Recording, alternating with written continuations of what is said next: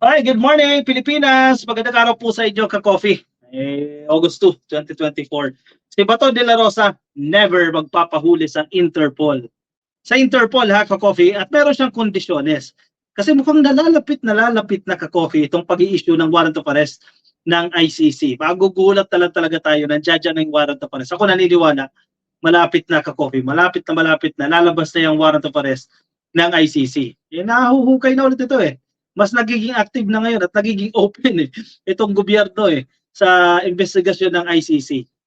Pero paglilinaw ni Remulla ng Department of Justice, hindi kami tutulong diyan. Mag-imbestiga kayo ICC, mag-imbestiga kayo, pero hindi kami tutulong diyan.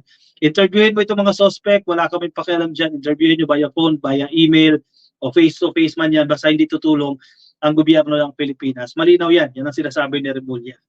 If ever, kasi napag-uusapan kahapon na-discuss yan na-topic din natin sa live stream yan. If ever, isa-serve na itong warrant of arrest kay Bato de la Rosa, then isa siya dyan sa suspect sa tukhang na yan If ever, isa-serve na yan. Sabi ni Bato, hindi ako papayag. Hindi ako papahuli dito sa Interpol. Pero, kung tutulong daw ang PNP, go siya. O yun naman pala Maganda yan, ka-coffee. Sige. Kung may PNP pero kasi ganyan din ang sinabi ni Kibuloy noon nagtago rin Mahirap din paniwalaan yung sinasabi na yan Kasi ano na yan kasuhan niyo ko, etc. Pag nandiyan na, nagtatago na. Mahirap din maniwala dito sa sinasabi ni Bato. Sige, tingnan natin. Let's assume na totoong gagawin niya. Pag hindi na nanalo ang senador yan, naku, magtatago na yan. Nasa headline ng gmnetwork.com, Bato, I will submit if PNP helps Interpol serve arrest warrant. Yan ang kanyang kondisyones. Tanging kung tutulong ang PNP sa Interpol na i-serve itong warrant of arrest. Pero kung Interpol lang, hindi tutulong ang law enforcement agencies like NBI or PNP, never itong si Bato. Isang malaking good luck Karma is real Sige ayun tantanan ayun tumigil Ayan, bumabalik sa inyo yan. Senator Ronald Bato de la Rosa won't allow, hindi niya po papahintulutan ang International Criminal Court Organization o International Criminal Police Organization o Interpol to arrest him over drug war deaths unless authorities cooperate with Interpol. Paano kung mag-cooperate yan? Paano yan? Kung pumayag ang DILG, pumayag ang Department of Justice, tumulong dito sa Interpol. Alam mo kung bakit? Ako naniniwala ko tutulong. May pananagutan tayo dyan sa Interpol Dahil tinulungan nila tayo para maaresto si Teves. Commitment yan ng gobyerno ng Pilipinas. Hindi lang yung commitment ni Remulla, hindi lang yung commitment ni PBBM. Commitment ng gobyerno ng Pilipinas bilang bahagi ng international community. Kung hihingi ng tulong itong Interpol sa gobyerno ng Pilipinas, anong naman sabihin niya, hindi ako tutulong? Sira tayo dyan. Sira ang Pilipinas yan. Ayos kayo Pag kayo nang hingi ng tulong, tumutulong kami. Ngayon, kami hihingi ng tulong, Interpol Ngayon, kami hihingi ng tulong, hindi na kami tutulungan. Negatibo sa Pilipinas yan. So, kapag humingi na ang Interpol ng tulong sa gobyerno ng Pilipinas, aaprubahan yan. Ako, confident ako aaprubahan yan. At magsaserve itong PNP kay Bato. Sana panindigan niya itong kondisyones niya na isasubmit niya ang sarili niya once tumulong ang PNP. Sabi niya, kung ilalabas ang arrest warrant at ito isi-serve sa akin ng taga-Interpol, I will not submit to their jurisdiction. They don't have jurisdiction over us, sabi ni De La Rosa. Talaga ba? Sige. Okay, sige. However, he added, kung sila ay tutulungan ng ating kapulisan, well, hindi ako makakipagyera sa ating mga kapulisan. Kung yan ang ipinag-order ng ating Pangulo, sino ba namang PNP ang hindi susunod sa ating Pangulo? At least malinaw sa kanya yan. Yun na lang paano pag nandiyan na? Tatago na yan. Wala na. Hindi na masisilayan si Bato. Magtatago na yan sa kung saan-saan. When earlier asked about the possibility of Interpol serving arrest warrants for drug war deaths during former President Rodrigo Duterte's administration, sabi po ni Justice Secretary Crispin Remulla, they respected the actions of Interpol 99%. Ayan 99% of time. 99% of the time. Ang sinasabi dyan ni Remulla.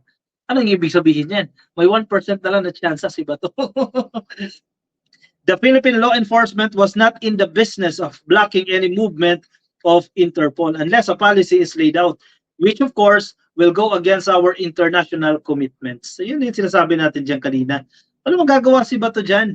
At hindi pwedeng tumanggi ang gobyerno ng Pilipinas dito sa request na ito ng Interpol na arestuhin itong dapat arestuhin. I will submit to the authority of our government kung yan ay kautusan ng iba other than our courts. I will not recognize it, sabi ni Bato de la Rosa. Talaga lang ha, sige, panindigan natin yan ha. Baka maging Kibuloy version 2.0 ang datingan natin dyan. Kung ang order ay nanggaling sa Interpol, nanggaling sa International Criminal Court, I think dapat yung ating PNP should know how to distinguish between orders coming from their duly constituted authorities and orders not coming from their duly constituted authorities. The duly constituted authority dito sa Pilipinas is the President himself. E paano nga kung magbago na ang isip ng Presidente? Ay, nako po. ICC is not part of our government. But remember ha, may ruling Korte Suprema na kung tayo ang reklamo i-final sa atin yan, na miyembro pa tayo, pananagutan natin na mag-cooperate dito sa ICC. Na balita na natin yan isang beses Kung itong reklamo na yan ay na-file yan habang miyembro pa ang Pilipinas ng ICC at magsasagawa sila ng investigasyon kahit hindi na tayo miyembro, may pananagutan tayo na mag-cooperate, sabi ng Korte Suprema. O paano ngayon yan? Kung makita ng Presidente yan na valid o gawing basis nila yan at i-allow na nga ito ang full cooperation ng PNP o ng NBI dito sa investigasyon na to. Nako, yari na kayo dyan. Game over na kayo dyan. ICC is not part of our government. Yung Interpol hanggang cooperation lang yan. Uy, minamaliit pa ang Interpol ni Bato dito. Hanggang cooperation lang yan.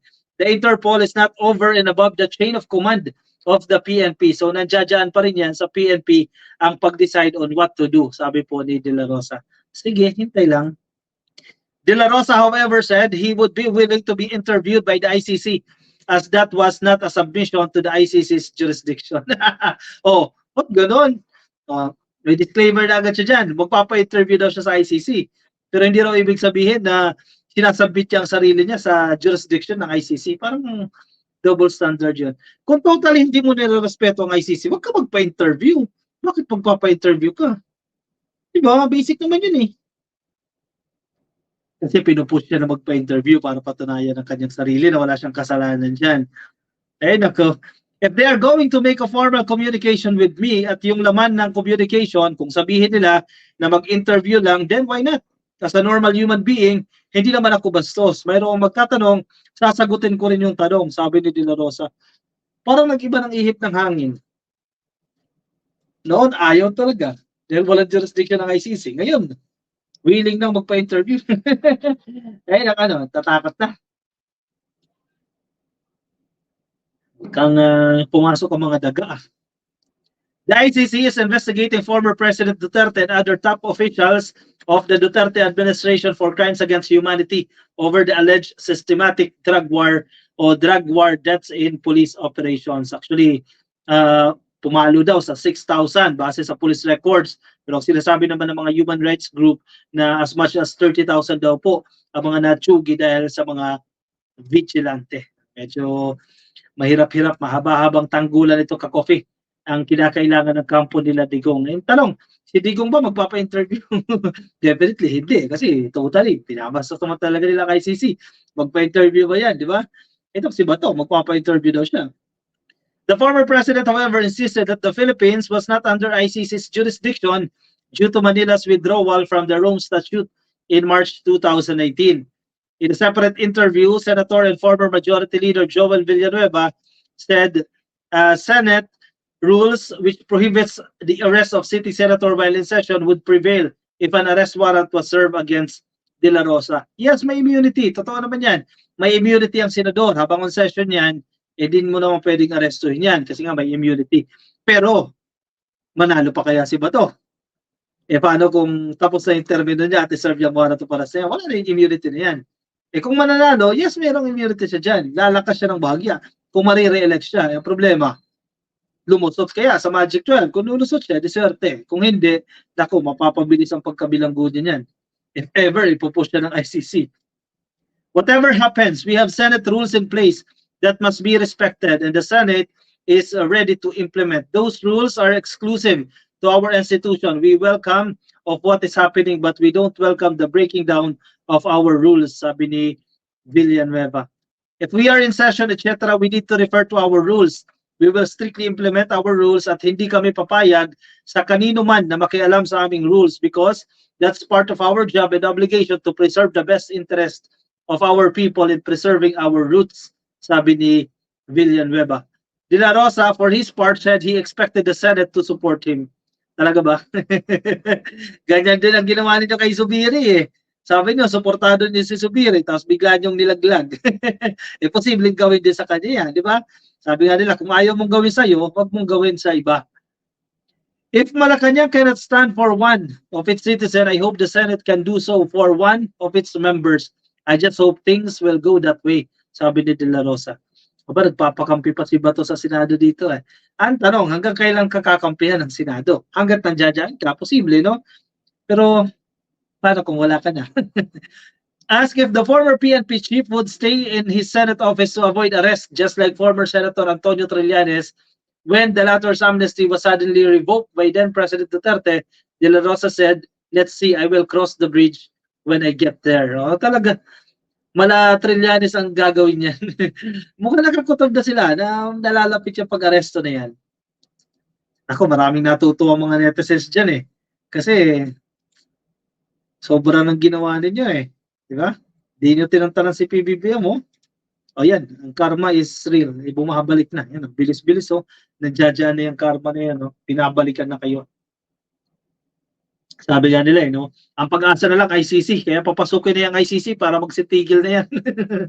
Kasi ayaw talaga natantanan si PBBM. Si Bato, isa din yan, no? Yung basurang investigasyon, tinuloy-tuloy niya pa rin yan kay Jonathan Morales. Kahit na halatang halata naman na gustong sirain ng administrasyon, pinahintulutan niya pa rin yan. O yan, bumabalik yan. Kaya kailangan niyang pagbutihin dyan. O siya, anong say ninyo dyan? I-comment ang inyong opinion reaction dyan sa ating comment section para mabasa ng iba nating mga ka-coffee. Kung nasa Facebook po kayo, make sure na naka-follow na po kayo. Please like and follow sa Facebook. At kung nasa YouTube naman po kayo, ay click nyo lang po itong subscribe. Nandiyan dyan po sa baba, click lang po ang subscribe. O siya, ako'y magpapaalam na sa inyo. Maraming salamat sa mga sumama sa akin. Ingat po kayo, hanasan man po kayong panig ng daigdig. Bye-bye!